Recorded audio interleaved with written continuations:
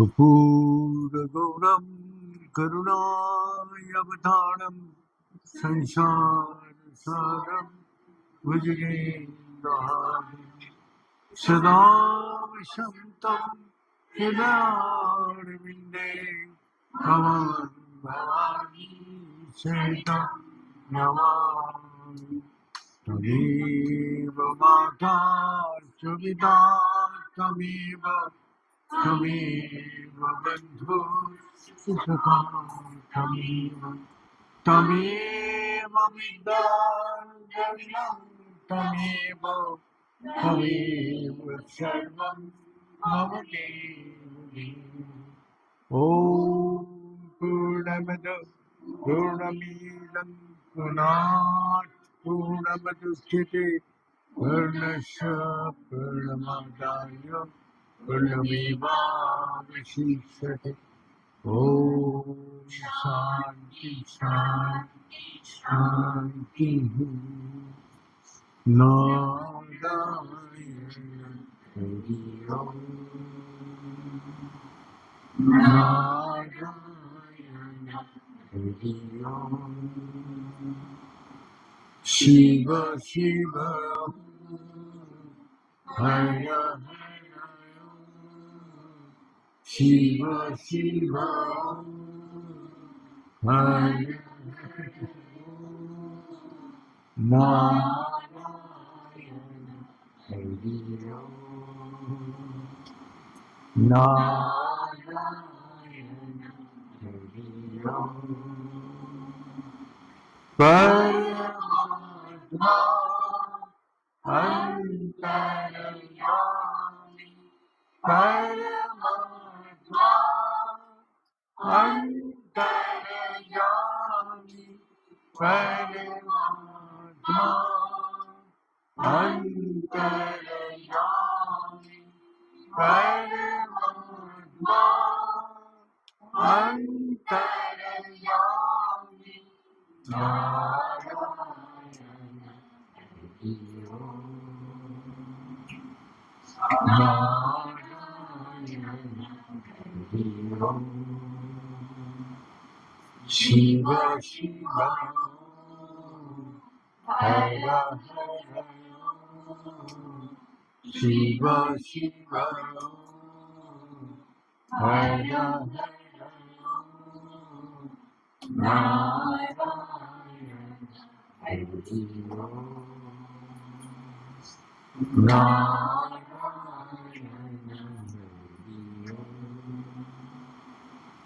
नारायण हरि ओम्। परमात्मा का असीम दया से हम लोग को सबको मनुष्य जन्म मिला है। इस मनुष्य जन्म में हम लोग ऐसी दुर्लभ चीज प्राप्ति करने के लिए आए हैं जो इस संसार में और ये मनुष्य जन्म ही इसका प्राप्ति कर सकते हैं और किसी का अधिकार नहीं है। लेकिन वो हमारा अंदर होते हुए भी मैं उसको नहीं जानता, तो वही हमको बता रहे।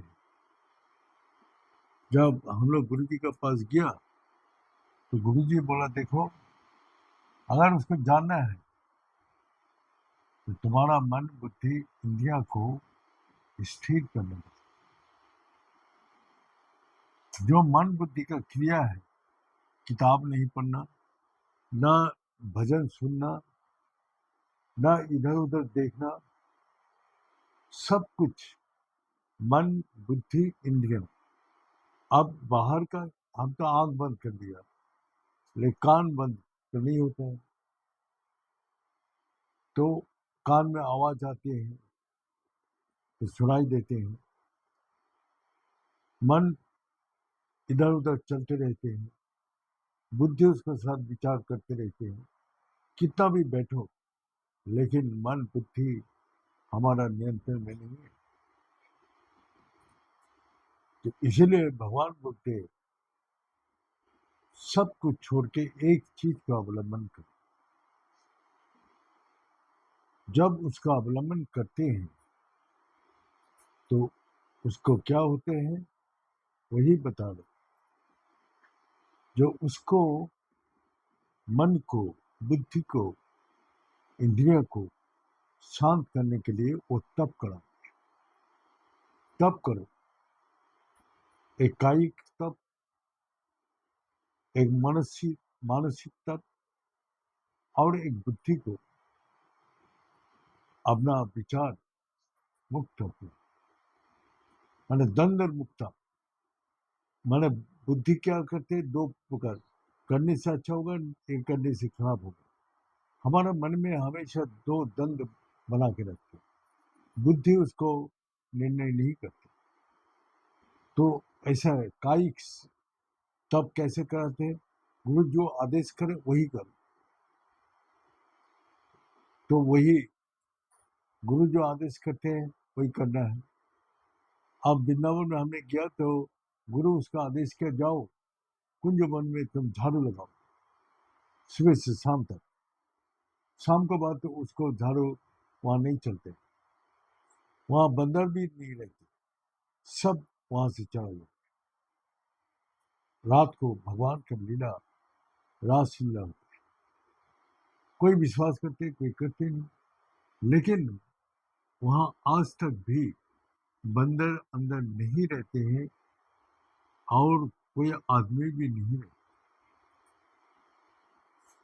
तो हमने वही देखा, जो वो लड़का सुबह से शाम तक गुरु जी का आदेश है झाड़ू लगाता, धूप है, बारिश है, कोई पागल बोलते, कोई क्या बोलते, क्या झाड़ू लगाते हैं यार, क्या मिलेगा तेरा। और गुरु जी बोला तू झाड़ू लगा, तो वो झाड़ू लगाने के लिए 12 साल से झाड़ू लगा। तो उसको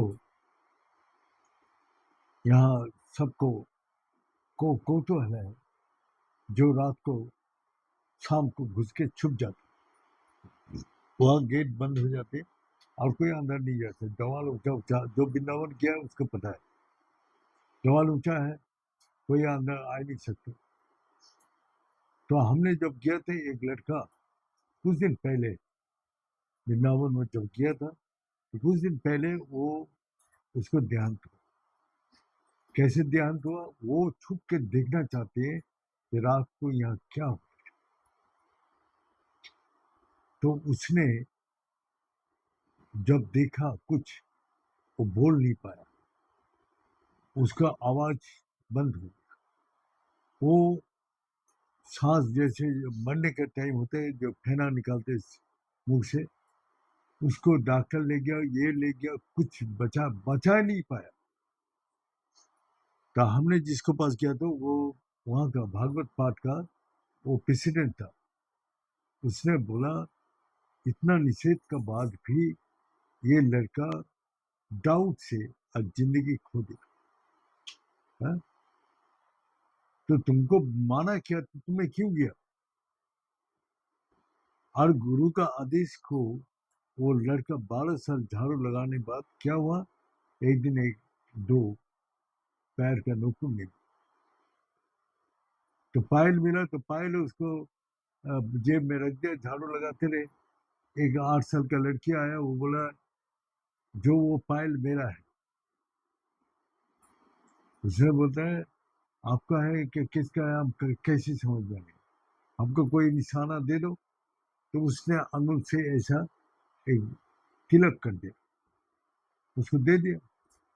अब वो तिलक, वो लोग तिलक करते नाक से और उसको कर दे ऊपर से। तो वो देख के सारा वृंदावन बोलते अरे तुम्हारा वो चेला हमारा बन गया, वो तो तिलक ये नाक से करते, वो नहीं करते, ऊपर से करते।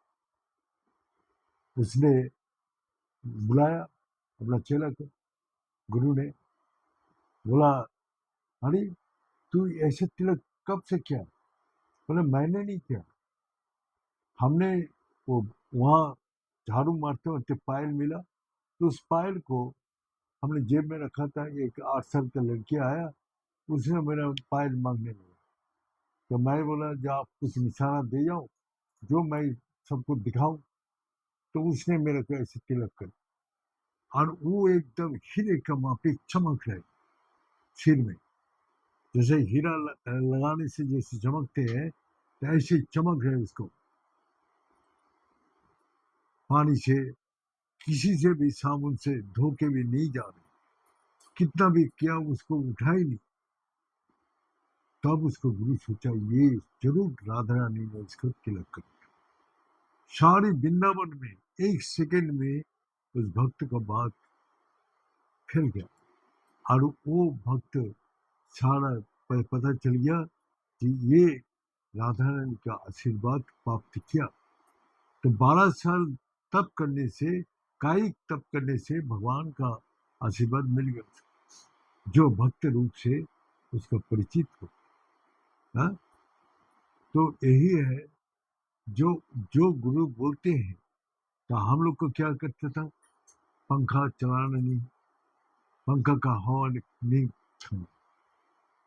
ऐसे वैशाख जेठ महीना में जाओ, काम करो बगीचा में, और वो भी भारी भारी पत्थर इधर से उधर ले जाओ, उधर से उधर ले जाओ, एकदम जैसा बंदर का वहां पे काला हो गया था। तो हम लोग, गुरु जी जो बोला है तब क्या, हम लोग का दिन है कि रात है कुछ पता ही नहीं चलता। दिन को बाहर वहाँ काम करते थे, घर में रात को है लाइट जला के बाहर पेटे वो अपना क्या बोलते, जो सारी चीज को नमाते थे अपना, वो हिंदी में तो पेटी बोलते हैं, वो या बक्स, बक्स जिसको बोलते हैं, उसको भारी भारी बक्स वहाँ उतारो, उसको निकालो, झाड़ो, पूछो, फिर अंदर करो। हम लोग गुरु जी ये करके क्या है, वो बोला बोलना नहीं, करो। दिन और रात हम लोग जब छोटा था, तो हम लोग को ना सुनना मिलता था, ना आंख बंद, ध्यान में बैठ के कहाँ चला गया हमको पता ही नहीं। तो ये जो तप किया, कायिक तप, तो हमको आराम नहीं दिया, हमको कष्ट, जितना कष्ट हो, यहाँ से जाओ हरिद्वार पैदल, पैदल आओ। हमने हरिद्वार तो पैदल तो जाता था, और ऋषिकेश भी पैदल।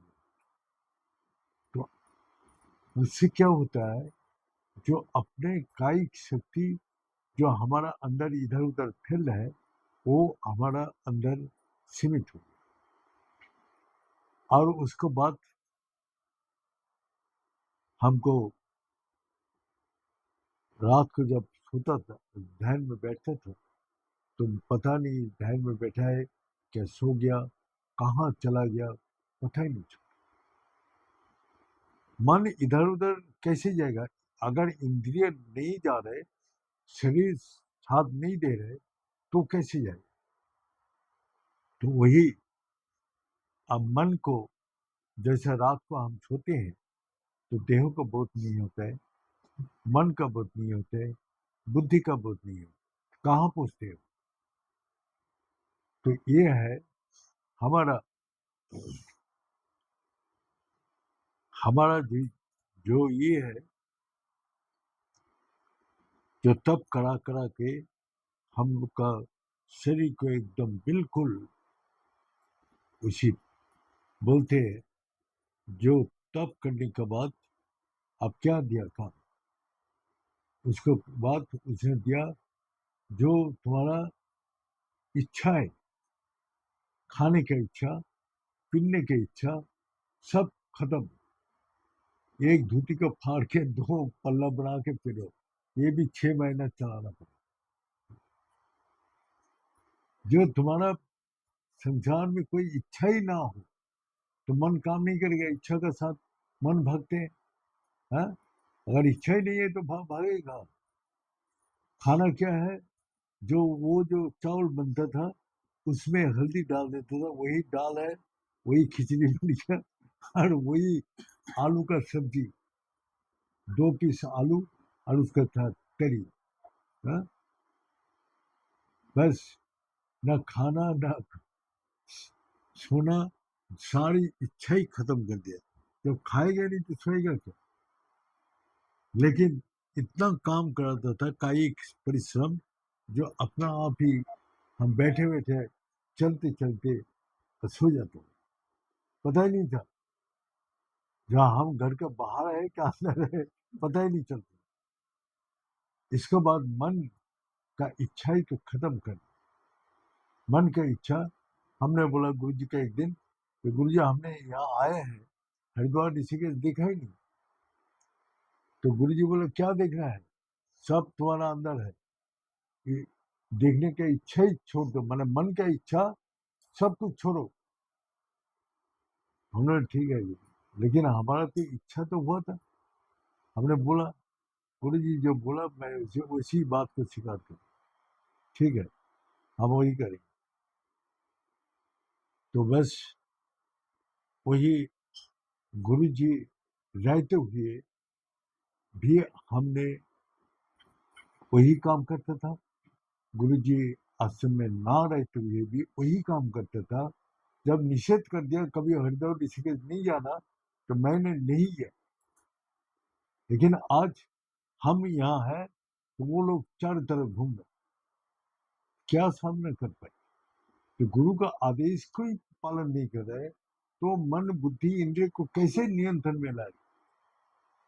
तो वही नियंत्रण में लाने के लिए उसको चाहिए कि गुरु का आदेश को पालन करे। लेकिन गुरु का पास तो जाएगा नहीं है, गुरु जी का पास नहीं जाना, कोई काम बता देगा, वो लोग अपना आपस में गप सप मारेगा, ये करेगा अड्डाबाजी करेगा, लेकिन आएगा नहीं मेरे सामने। सब बोलता था अरे अभी जाने से गुरु जी ध्यान में बैठा देगा, हाँ अभी मत जा। मैंने सब हमसे दूर रहना चाहते हैं, गुरु का आदेश तो पालन करना दूर का बात है, जो जितना दूर रहे उतना ही अच्छा है। तो कैसे उसको कल्याण हो, कैसे उसको अपना मन बुद्धि इंद्रिय से परे जा सकते, नहीं जा सकते।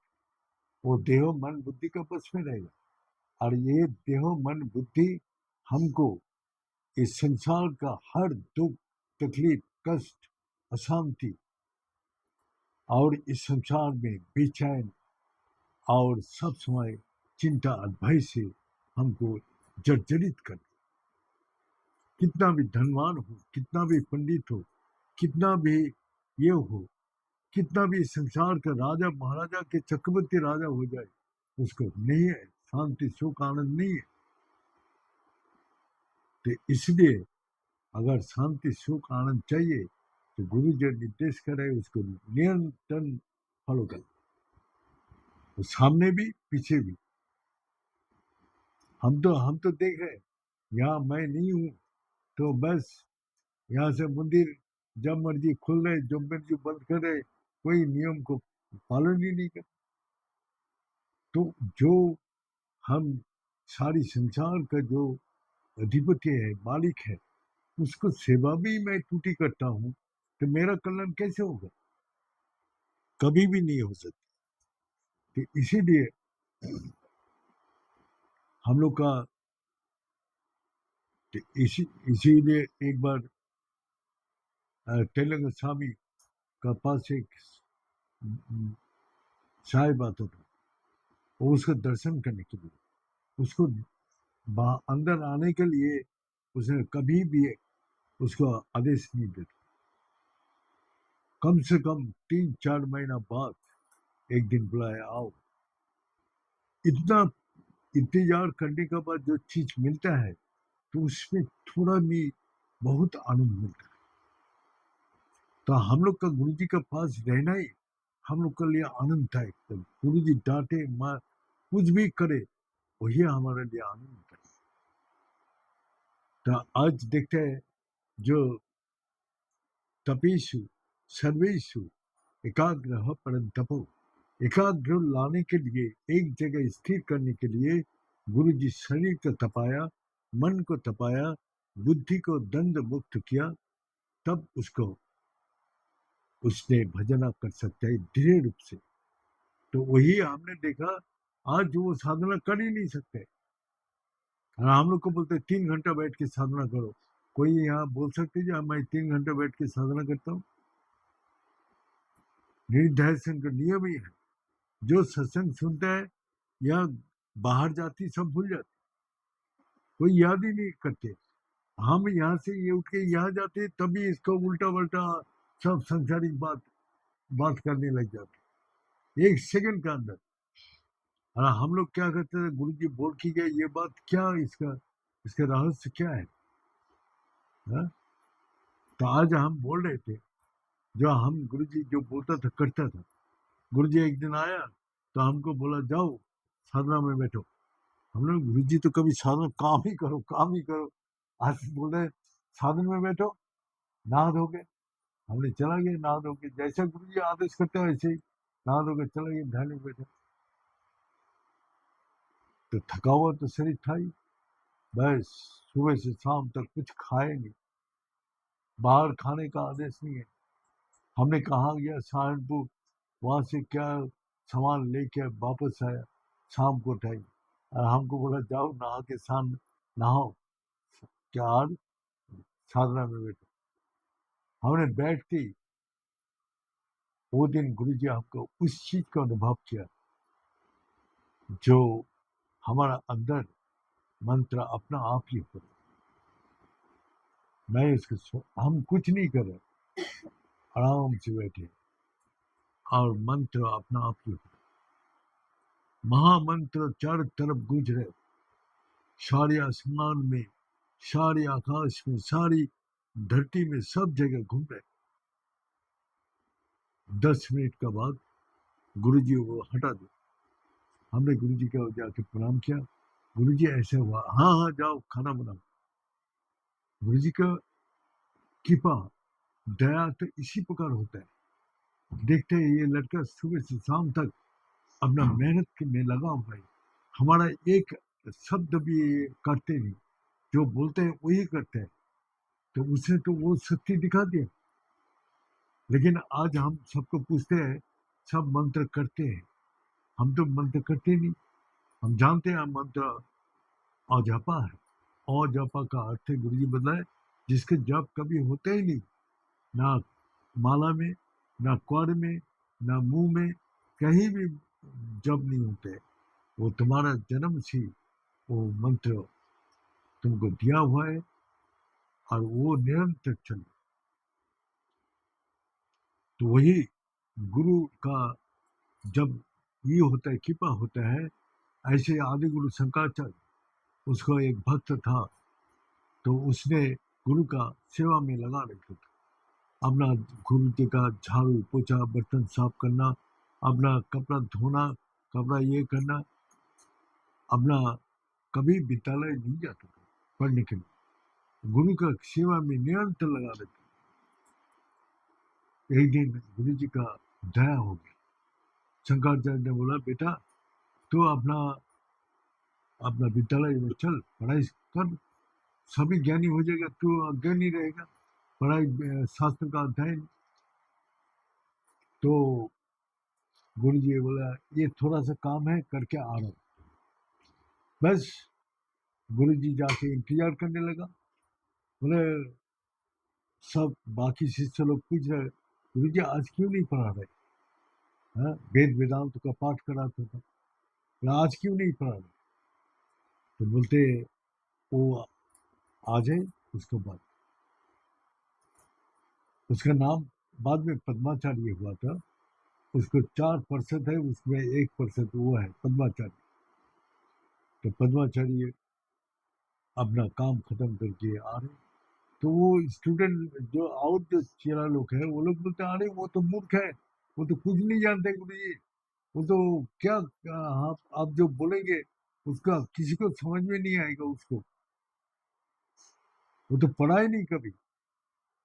बस वो तुम लोग कुछ भी नहीं करते, तुम ज्ञानी बन जाओगे और वो मेरा निरंतर सेवा कर रहे हैं, अज्ञानी रहेगा।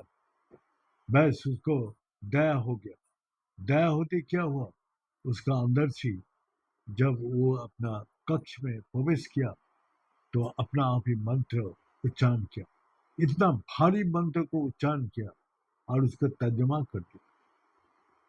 और सब सुन के हद हो गए, ये तो असंभव है, हम लोग इस श्लोक को पाठ नहीं कर पा रहे, ये कैसे करेंगे। बस गुरु का दया हो गया, गुरु का दया होती बस वो अपना मंत्र पाठ करने लगे। तब बोला गुरु जी सारी शिष्य आपका पुत्र है, तो आप एक पुत्र को आपने दया किया तो ये पक्षपात दोष लगते, तो आप सबको दया कीजिए।